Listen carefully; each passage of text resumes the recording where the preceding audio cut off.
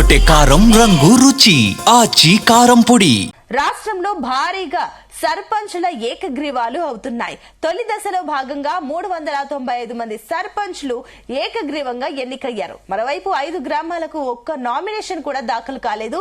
ఈ నెల 11న జరగనున్న ఫస్ట్ విడత ఎన్నికల్లో ఇటు 4236 గ్రామాలకు గాను 3836 గ్రామాలకు ఎన్నికలు జరగనున్నాయి.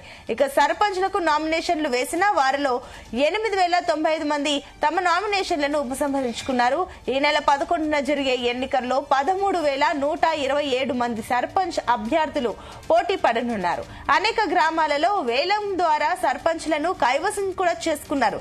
అత్యధికంగా వికారాబాద్ జిల్లాలో 39 మంది సర్పంచులు ఏకగ్రీవంగా ఎన్నికయ్యారు.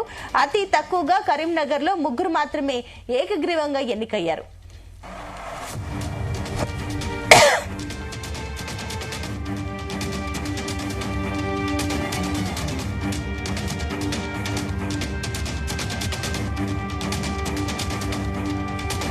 ఇదే అంశానికి సంబంధించి మరిన్ని డీటెయిల్స్ మా కరెస్పాండెంట్ శ్రీకాంత్ అందిస్తారు.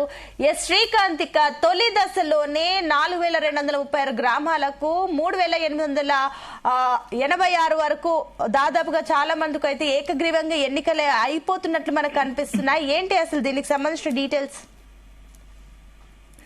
తెలంగాణ రాష్ట్రంలో స్థానిక సంస్థల ఎన్నికలకు సంబంధించి 3 విడతలుగా ఎన్నికలు నిర్వహిస్తుంది. ఇందులో తొలి విడతలో మాత్రం దాదాపు ఇప్పటికే సంబంధించినటువంటి సర్పంచ్ అభ్యర్థులు నామినేషన్లు వేయడం, అదేవిధంగా వారైతే తమ అభ్యర్థిత్వాన్ని అయితే నిరూపించుకునే ప్రయత్నం చేస్తున్నారు. అందులో ప్రధానంగా 395 గ్రామాలకు సంబంధించిన సర్పంచులు కూడా ఏకగ్రీవమైనట్లుగా తెలుస్తుంది. ఇందులో 5 గ్రామాలకు ఒక నామినేషన్ కూడా దాఖలు కాలేటువంటి పరిస్థితి నెలకొంది. ఈ నెల 11న కూడా తొలి విడతకు సంబంధించినటువంటి ఎన్నికల పోలింగ్ ప్రక్రియ అయితే కొనసాగుతుంది. దానికి సంబంధించినటువంటి సర్పంచ్ అభ్యర్థులు కూడా ఇప్పటికే ఆయా గ్రామాల్లో మొత్తం నామినేషన్లు దాఖలు చేయడం, అదేవిధంగా మిగతా సంబంధించినటువంటి వారంతా కూడా ఎవరు పోటీలో లేకుండా ఉండేందుకైతే వారైతే ప్రయత్నాలు అయితే ముమ్మరంగా కొనసాగిస్తారు. అందులో దానికి సంబంధించినటువంటి వారంతా కూడా ఒక అభిప్రాయానికి రావడం, అదేవిధంగా గ్రామాన్ని అభివృద్ధి చేసుకోవాలి, ఎవరు లేకుండా కూడా ఖర్చు కూడా తగ్గించుకోవాలనే ఉద్దేశంతో వారికి సంబంధించిన కొన్ని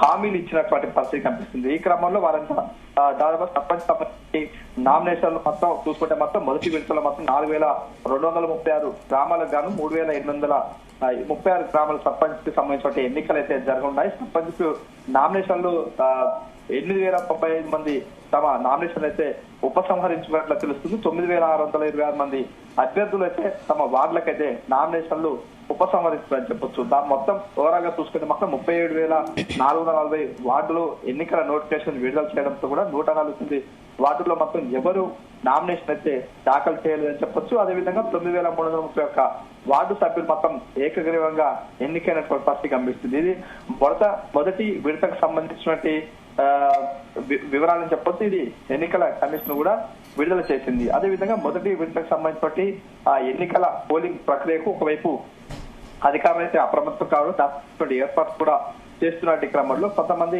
సంబంధించిన అభ్యర్థులు మాత్రం వారిని ఏతో కూడా ఉపసంహరించుకోవాలని చెప్పి నిన్నటి వరకు చెప్పిన క్రమంలో కొన్ని గ్రామాలకు సంబంధించిన వారంతా కూడా ఉపసంహరించుకోవడంతో ఆయా సంబంధించినటువంటి సర్పంచులు మాత్రం వారి ఏకగ్రీవమైన పరిస్థితి.